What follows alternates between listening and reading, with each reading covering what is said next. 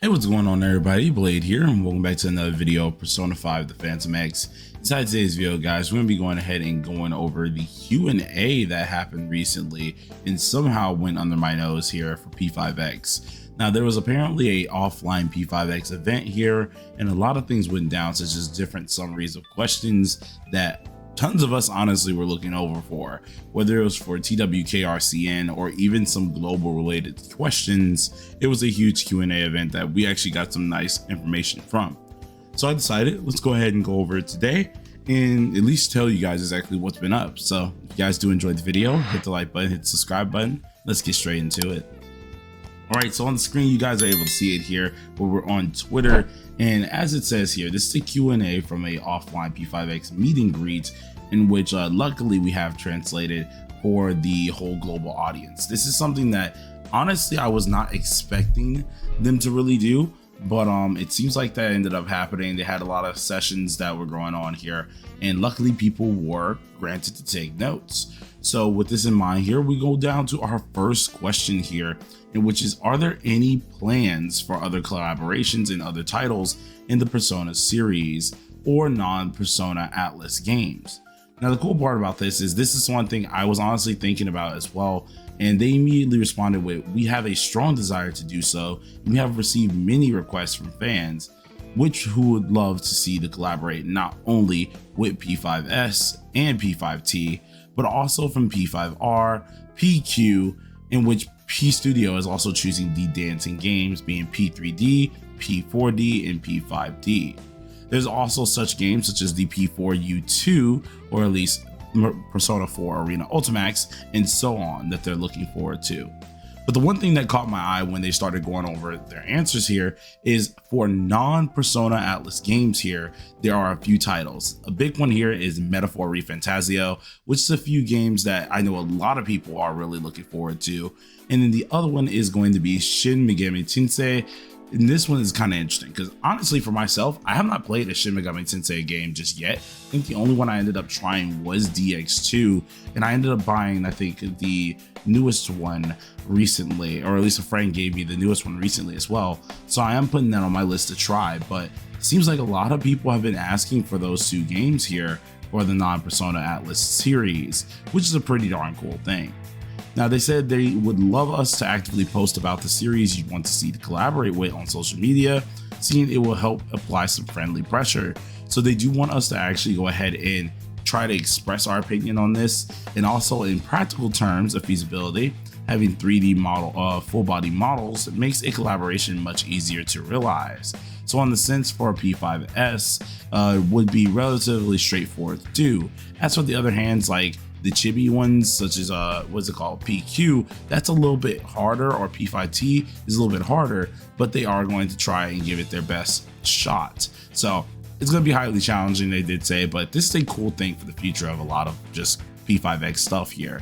As we noticed, we already have a bunch of collaborations, being the P5R collaboration as well as the P3R, which is pretty darn good.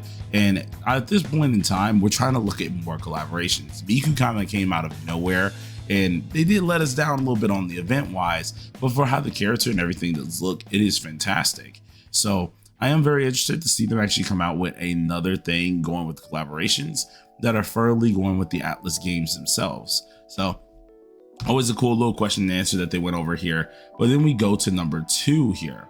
Now in number 2, they do say, what do you keep in mind when creating characters? Also, what kind of characters do you want to create in the future? Well, as an answer here, they said, we keep in mind just reality itself. Atlas is particular and is very particular about the differences between reality and real. As for all characters we want to create, we want to make sure that we have a lot more male characters. Now, this is a huge deal. This is big because if we think about it here inside of P5X, we do not have many male characters. Our male characters like list is very niche, such as Soy, such as like Florette, Sepia. Keep in mind, Florette and Sepia are both 4 stars. Mesa, who is really amazing. Kira's awesome. And then we have Cherish. Other than that, we don't really have many male characters inside the game. Most are females, most are remakes of the female characters in there. And it's very saddening because a lot of the dude characters are pretty darn cool. And I forgot to add in, of course, Mona and Luful, if we actually count those two as well. We haven't really gotten to see many male characters. So to finally have something like this that is going to be available, and they're trying to make more guy related characters, this is going to be awesome because that's a lot more cool characters for me to get. And I'm actually excited about that as well. Loot Bar. Lootbar.com is a top-up website that is trusted, secure, and immensely cheaper than most in-game stores, which many of you may have heard inside of multiple gacha communities. Not only are they amazing at what they do, but they're also pretty darn quick, and if you really want to save up to like 20% off on most of your game's currency or in-game items, this might be the place you want to go. Now, I normally use this for most of my games, or my main ones being 7DS Origins and P5X, and the way they usually do this is by using the official top-up channels, unlike unauthorized sellers do. Everything is pretty much a nice way to get you something cheaper here, while also getting you a little bit extra for your buck. That's always something I like to do, and as a person who is a little bit of a cheapskate, I will do everything I need to do in order to get my packs for the cheapest price I can. They're pretty effective and quick, so if you want to save some extra bucks while enjoying your game, this may be the way to go. I practically use them all the time, and if you'd like to go ahead and do so as well, you can make an account or continue on your current account, and I'll have my link down below. So if any of you guys are really interested, be sure to click that link down below, and you should get some discounts just like mine's above here. But for now, we're going to go ahead and get back to the rest of the video. If you decided to support, thank you once again, and let's go ahead and get back to the video. Then we go to the third section here. This one says, what led to the development of the game? Do you have any stories about difficulties you faced? And this is the cool thing, because a lot of people, including myself, we pay attention to the game after like the betas. I ended up checking out some of the betas when my friends got in, but I never really understood the development of the game itself here and what really led to it. So finally, them going ahead and answering this here, they said they received a proposal for an online game from Perfect World. This one here was more of a struggle to keep the gameplay with the online title while also keeping it a signature Atlas game. Which makes sense why like we didn't really have the backing or backbone of it at first, but now we do. And then they reached out for Sega for help, and which led to the creation of the 3-company system. At the time, Perfect World was surprised by the Atlas team by getting P5 to even run on a iPhone 7. So this was really cool. I find this actually insanely nice to honestly hear, seeing that it's the fact that with the 3-company system, they are able to get a lot of things done. Perfect World definitely got a lot of little special surprises, such as getting them to run on the older phones. But with all 3 of them doing certain things, they're able to then try to meld that together and come up with the game, which was very cool to actually know about as well. So awesome thing to ask them, awesome little answer here. And then honestly, we have another one here. I think we only have the last 2 right there for 4 and 5. So it is kind of saddening that it is so short. But for the 4th one here, they say, honestly, seeing leaked information from Chinese and Asian versions makes me feel like I'm being spoiled, which isn't pleasant. The official live streams also heavily focus on Chinese and Asia versions. Are there any plans to separate the information from Chinese and Asia version and Japanese and Western versions? Well, the answer to this was, to be honest, it's not that they actively want to put out the information for said versions here, but they are forced to talk about it and provide context of balance adjustments and other updates. With that being said, they do agree on our point that they don't really like sharing the other versions like that, because it does feel like it's a spoiler. And regarding the current situation where everything seems to revolve around Chinese and Asia versions, so they do understand a lot of the Japanese and Western players are feeling kind of left high and dry, and that a lot of things are more faced for the Chinese and Asia players, which is really just the reality of how things are going, because we see it all the time where they really do, or at least reference inside of the streams and reference inside of the updates, that a lot of the stuff are Chinese and Asia based, and they're always going to be, no matter what, hey, we got these buffs here, but it's because of the Chinese and Asia side, so a lot of people feel a little, left high and dry on that. And so they acknowledge that they're going to see what they can do about it, but they also do agree that it is kind of saddening that it feels that way. Then we have the final answer here, or the final question and answer here. I assume the current schedule is meant to catch up to Chinese and Asia versions, but will this pace continue?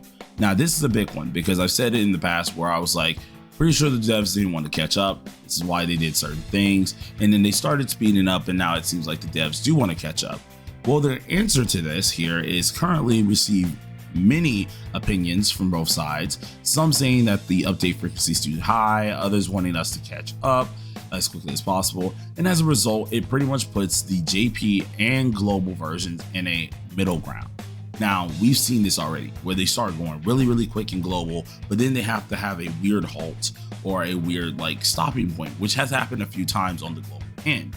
Well, whenever they are adapting said content from Chinese and Asian versions or to the said JP and Western versions, they have to then supervise the process to make sure the events are clear. Rates and such for this are able to be enjoyable. Just the time required for completing events to match the shorter update pace are also adjusted, and they, instead of just shortening everything, they're trying to keep a good balance or a good middle ground, not only to just keep everything coming out at a consistent pace, but also to introduce new content. Now, this is a cool thing. I do find that awesome that they're really adjusting that, and they're really trying to keep the fans on both ends kind of satisfied. And they said even as the main story approaches and its core mysteries and major developments happen, they want to try and avoid having the parts released early, in the Chinese and Asia versions. So they do want to catch up there. So story-wise, they really do want to catch up. Content-wise is where there's a little bit of a problem here. Now, they said, if we only accelerate the main story, it will lose the consistency with the events and other elements. So it isn't that simple. They're trying their hardest to really adjust this and make things a little bit right. But obviously, as a company, a lot of things happen. This is a major question. I want to say this is probably the best question out of the entire Q&A here, seeing that we did get collaboration type, how they feel on collabs. We did get some information regarding just the game, but this right here is like the meat and potatoes, because no matter what, we know that they are really trying to figure out how they want to bring out the story, how fast they really want to do events for the global end. But it honestly comes down to how can they not collide with both times and mess up one's pacing versus the other's pacing, which is a huge deal. So I hope they do kind of figure this out as well, because to an extent, I do want global players to catch up, because a lot of global players really hate, being spoiled on story. But a lot of folks really will just like to be near or closer to some of the Asia side of things here. So I'm glad they really answered this. This is freaking fantastic. And hopefully that balance that they end up finding for the global side of things will be a lot better. But with that out of the way, you guys, hopefully you enjoyed the video. If you did enjoy it, please do hit the like button, hit the subscribe button, comment down below, and what are your feelings on the Q&A itself. My name is Bladecifer, and I hope you have a good day. Peace on out.